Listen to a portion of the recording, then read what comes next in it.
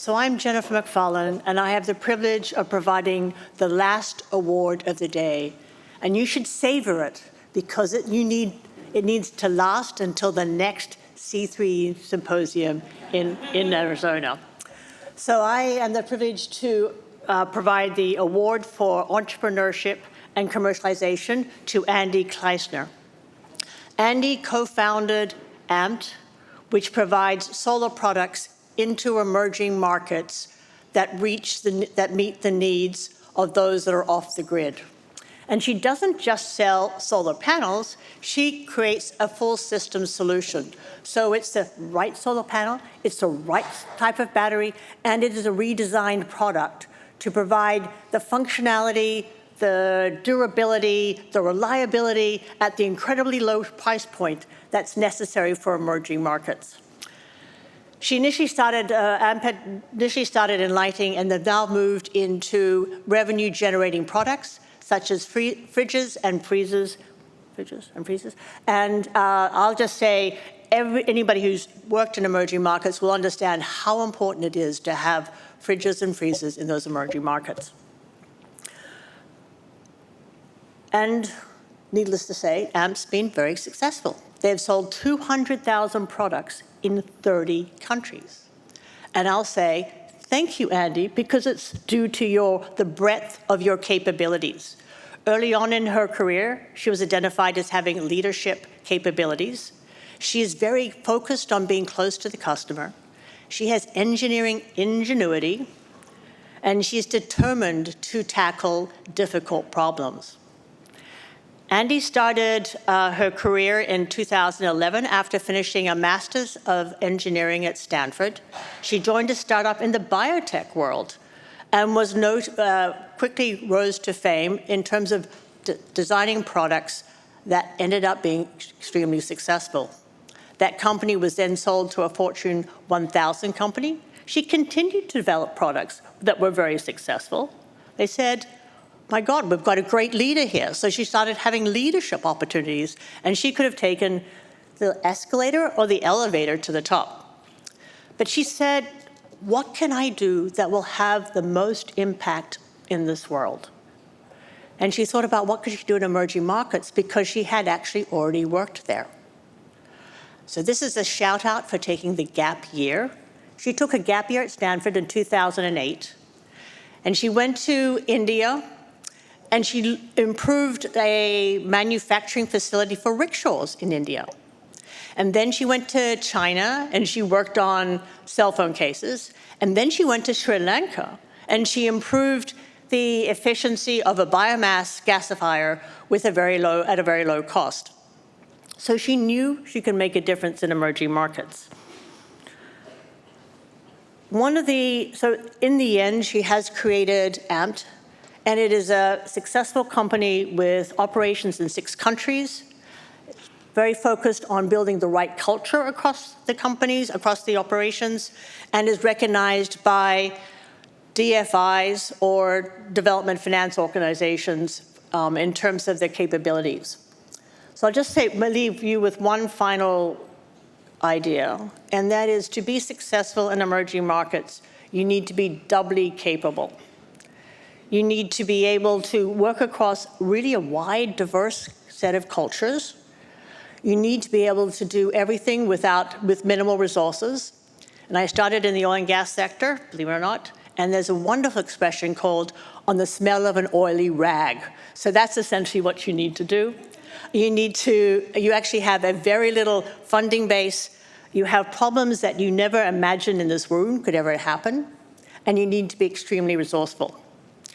So please ask during wine why Andi ended up on a manufacturing line in China, and how on earth did she convert a conference room in a hotel in Hong Kong into a remanufacturing facility.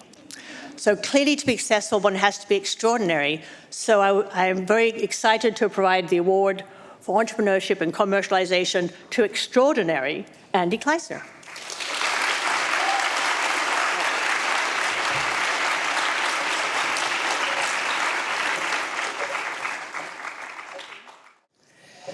The easy problems are boring to solve.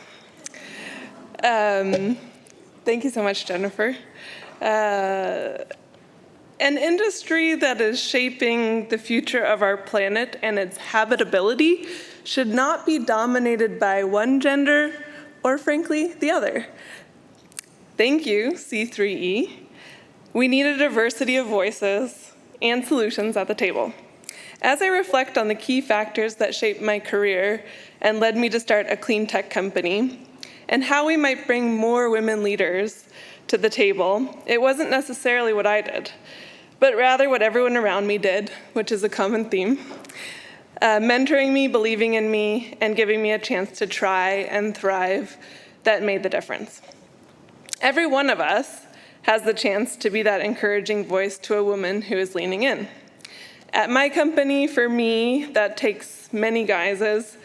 It has meant asking recruiters for an equal number of women and men candidates. How radical. It has meant calling out sexist comments to colleagues in a playful manner just to bring it to light and address it real time. It has also meant going out of my way in every country we operate in to try to find women technicians. They're just as capable as men, but it turns out they're hard to find.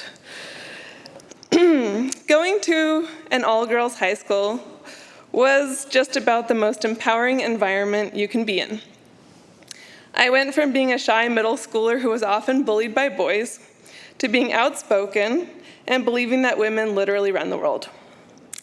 Going into mechanical engineering at Stanford was a bit of a bubble burster, as this world was much more dominated by men. But still, I found so many inspiring fellow women engineering students, and my friends, advisors, and family encouraged me every step of the way. You want to go work in Sri Lanka on biomass gasifiers? Go for it. You want to go and work at IDEO China, learn about manufacturing? Go for it. Confidence doesn't happen by accident, though. We all play a role in those around us. After graduating from my master's degree in mechanical engineering, I worked at a Silicon Valley startup. I worked in the hardware team for 2 years. When my boss left, I was encouraged to step up and lead the firmware team and to take the product through production. They gave me the chance and believed in me, and I worked like a dog to prove myself. The same was true in starting a company. My co-founder encouraged me every step of the way to lead and grow our company and to grow and stretch myself. You can do and be more when someone believes in you.